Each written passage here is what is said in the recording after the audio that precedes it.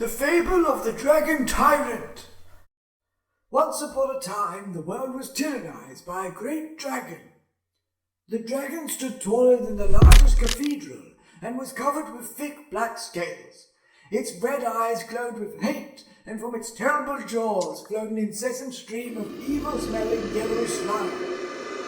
To satisfy its enormous appetite, 10,000 men and women had to be delivered every evening to the foot of the mountain where it lived.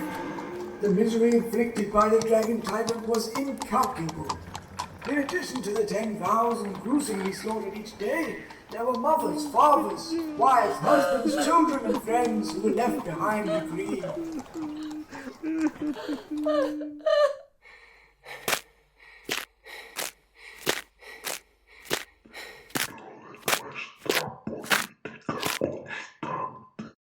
To fight the dragon, priests and magicians called down curses and spells to no avail. Armed with roaring courage and the best weapons their smiths could produce, but they were incinerated by its fire before coming close enough to even strike. Seeing that defeating the tyrant was impossible, people had no choice but to obey its commands. Spiritual men sought to comfort those who were afraid of being eaten by the dragon by promising a dragon-free life after death. They said, "It is part of the very meaning of being human to end up in the dragon's stomach." Over the centuries, the dragon slowly but steadily grew bigger. 10,000 bodies were no longer enough to fill its belly. It now demanded 100,000. To facilitate this process, the king had a railway constructed. Every 10 minutes, a train would arrive at the mountain terminal, crammed with people, and would return empty.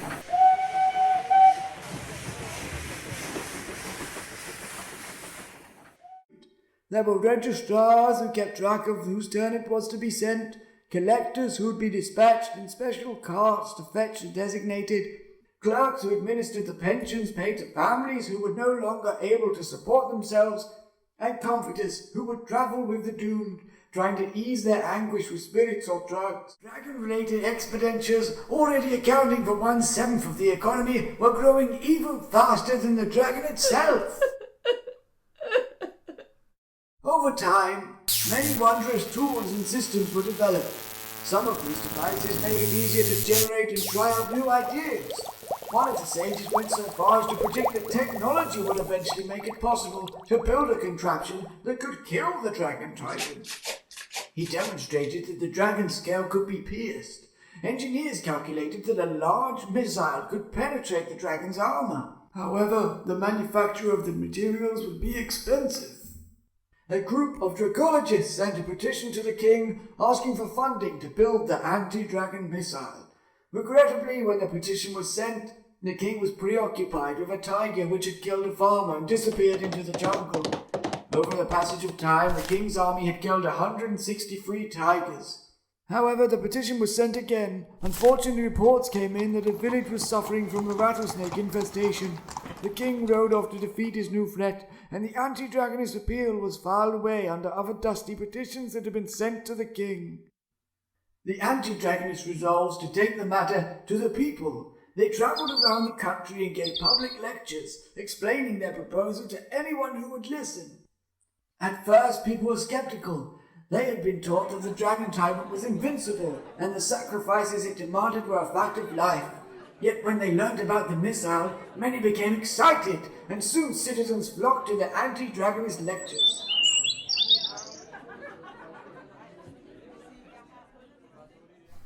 When the king read about these letters in the newspaper, he summoned his advisors. A meeting took place in the largest hall of the royal castle. The hall was packed. The king gave the floor to the chief moral advisor. Getting rid of the dragon would deflect us from realizing the aspirations to which our lives naturally point. I tell you, the nature of the dragon is to eat humans, and our own nature is truly and nobly fulfilled only by being eaten by it. The audience listened respectfully to this speaker. His phrases were so eloquent that it was hard to resist the feeling that some deep thoughts must lurk behind this. The dragon is bad! Let the boy speak. Did the dragon take your granny away? Yes. Granny promised that she would teach me how to bake gingerbread cookies for Christmas. Then those people came and took Granny away to the dragon. The dragon is bad and it eats people. I want my Granny back. There were several other speakers this evening, but the child's simple testimony had punctured the rhetorical balloon the king's minister had tried to inflate. The people were backing the anti-dragonists, and by the end of the evening, even the king had come to recognize the humanity of their cause. I believe that this nation should commit itself to achieving the goal, before this decade is out, of freeing the world from the ancient scourge of the dragon tyrant. As the news spread, celebrations erupted in the streets.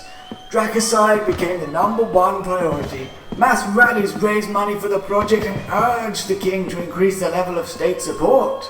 An anti-dragon missile was simple in concept, but to make it require solutions to 1,000 technical problems. Test missiles were fired but fell dead to the ground or flew off in the wrong direction, but eventually a prototype missile that had been successfully tested and production of the shell from the composite material was underway. The launch date was set to be the following year's New Year's Eve, exactly 12 years after the project's official inauguration.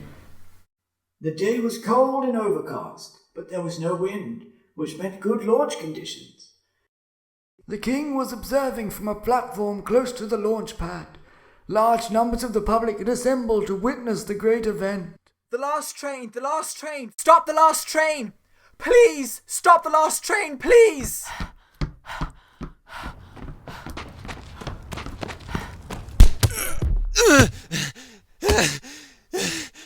His face looks familiar. I wish to speak with him. The young man was a junior clerk in the Ministry of Transport, and he had discovered that his father was on the last train to the mountain. The king had ordered the train traffic to continue, fearing that any disruption might cause the dragon to stir and leave. The young man begged the king to issue a recall order for the last train, which was due to arrive at the mountain terminal 5 minutes before time 0. I'm sorry. I cannot take the risk. Stop the last train, please! 7, 6, 5, 4, 3, 2, 1.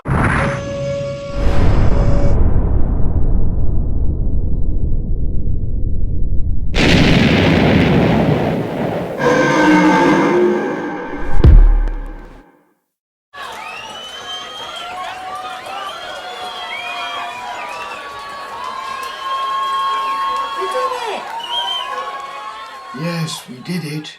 We killed the dragon today. But why did we start so late? This could have been done 5, maybe 10 years ago. Millions of people wouldn't have had to die.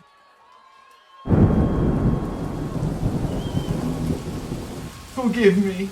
Please forgive me. I'm so very sorry about your father. Do you remember 12 years ago in the castle? That crying little boy who wanted you to bring back his grandmother. That was me. I didn't realise then that you couldn't possibly do what I'd asked for. Today I wanted you to save my father. That was impossible for you to do without jeopardising the launch. But you have saved our lives. Listen to them. They are cheering me for what happened tonight. But the hero is you. You cried out. You rallied us against evil. My dear friends, we have come a long way, yet our journey has only just begun. Today we are like children again. The future lies open before us. We shall go into this future doing better than we have done in the past. We have time now, time to learn from our mistakes, and time for the slow process of building a better world. The ethical argument the fable presents is simple. There are obvious and compelling moral reasons for the people in the fable to get rid of the dragon. Our situation with regard to human senescence is closely analogous and ethically isomorphic to the situation of the people in the fable with regard to the dragon. Therefore, we have compelling moral reason to get rid of human senescence.